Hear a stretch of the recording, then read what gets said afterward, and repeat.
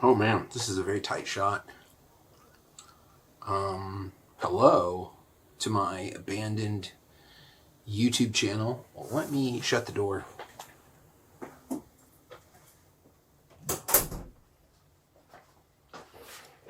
It has been a crazy time since we last had a video on here. I think the last time was maybe in the spring. I was about to go to Sweden and had a great time in Sweden. Shot a lot of video there. I just never did anything with it.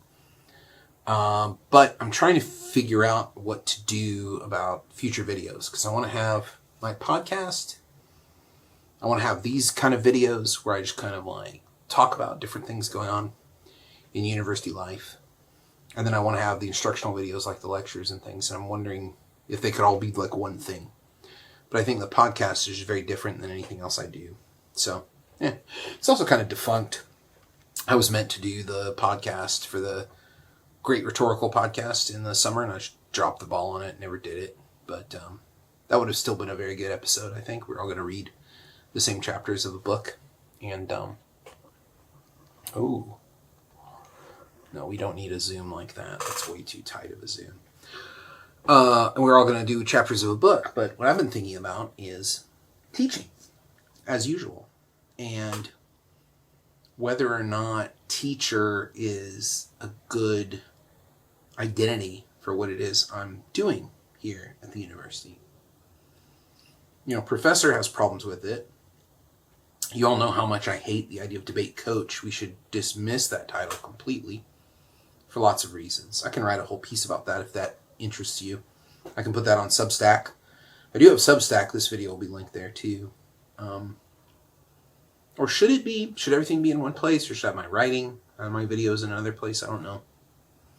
But we should get rid of the word debate coach because that's not what we're doing. You know, we're not coaching anybody in anything. With that, we're indoctrinating to a particular supposedly headless discourse of debate that is good and accurate and true and all this. The right way to argue as if it were some neutral, ideology-free frame, which is the dream of anybody who likes reason and rhetoric since the Enlightenment. But we're not doing that. So teacher, though, I'm going to debate teacher. I don't know if I like that either. I'm not sure what the name is. Debate guide. Debate. I don't know what it is. But that's what I'm thinking about. Do I want to be a teacher anymore? And I like my courses, but I wonder if I'm like more of a facilitator than a teacher. Or what that word is that I'm looking for. I'm at a loss for words, which is rare for me. What it is that I believe that I'm doing in there. It's a transformative experience, I think, that gets people to think in terms of what we call traditionally critical thinking, which is asking after all statements about the nature of reality until we're sort of satisfied that we've been given the best possible articulation of that person's point of view. And I think that's a fair definition of critical thinking. I think a lot of people be critical thinking is not stopping until you get the truth. I think that's like a noble ethical pursuit of knowledge, more of an epistemic value. But I don't think that's critical thinking. I think critical thinking is asking questions after statements given to you by other people about the nature of things, what you should believe, what you should feel, what you should think, this kind of stuff.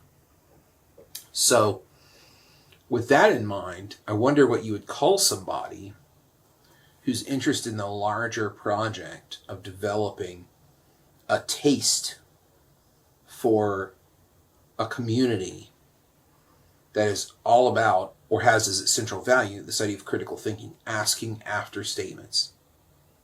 So critical thinking can be quite easy and simple with that in mind. It can be, why do you think that? What makes you believe that? What experiences have you had that make you think that that's the way things are? It can be, what's your source for that? Who did that study? Who funded that study? These kind of things. Who's benefiting from this interpretation of the world that you're shipping? Who benefits? Is there a way we could articulate that might be better?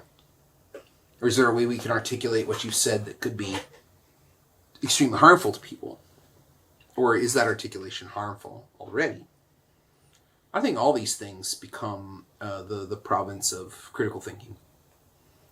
It's just not having a little bit of resistance or pushback on someone telling you how something is and not asking after it. So I've been thinking about that a lot lately. And, textbooks. I've assigned this textbook in my public speaking class. It's a philosophy book about how to think critically about stuff. It's just not connecting with the students at all. What connects with the students is things of the context and the time, where they are in their lives and the things going on in popular culture. That connects with them in a very fast way that I think textbooks just can't catch up with. I think that critical thinking after my own idea of being a teacher is something I talked about over the weekend with a couple of friends of mine. What's the role of reading and what's the role of reading in books at the university in terms of the classroom?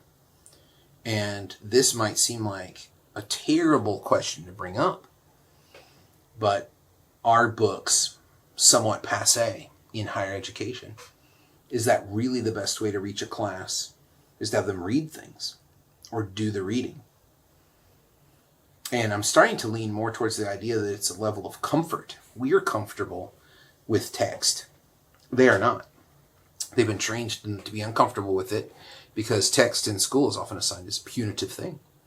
A demand from an authority figure that you read this chapter or you read these chapters. And it's done in environments that are not comfortable or fun or community driven. So they come burdened with all this at the university. And then it also makes faculty feel very comfortable to go on social media and make fun of students who are not doing the reading. But maybe the critical thinking element is, here's why reading is important. And I wonder if we can make that argument. Why would reading be better than a podcast? Why would reading be better than a video? I've had numerous students come to me and say, the only reason I'm doing well in my philosophy intro class is because I found YouTube videos of people explaining these readings that are impenetrable to me. And they're not impenetrable because the student is lazy. They're impenetrable because the student comes with a sediment about, that's my email. Sorry, I got an email, I'm popular. I'm very tempted to go look at the email right now, but I'm going to keep talking to you. It's almost impenetrable, but that's not laziness or a willingness not to pursue interesting questions. That is a student dealing with the sediment of reading not being a positive or fun thing for them. So could you make the defense to your higher education class that reading is the preferred way to engage high-level content? And why would that be? I think I might have an answer for that, but I'm wondering what your answer might be. I love books. I love reading. Don't get me wrong. I'm not against it. But I am questioning it as the one path, the solo path, the preferred pathway, the GPS track. Like if you put know the knowledge for this class into the academic GPS, it would probably say read these books. But we all know that the GPS should be critically approached. And maybe we might want to make a different turn because we know something about that path that we would rather not take. So that's the question. I'll leave it for this kind of stepping the toes back into making YouTube videos for the time being.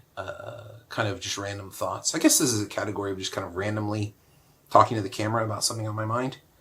But I'd like to know what you think about reading and whether or not that's the sole pathway or the best of all possible pathways. Could we assign something else? Or could we do something else with class time instead of read difficult articles and then be exasperated that the students did not read them or could not read them because of the sediment they bring with them from their educational experiences? How do we address that? How do we make the case to students that this is important? Like to know what you think.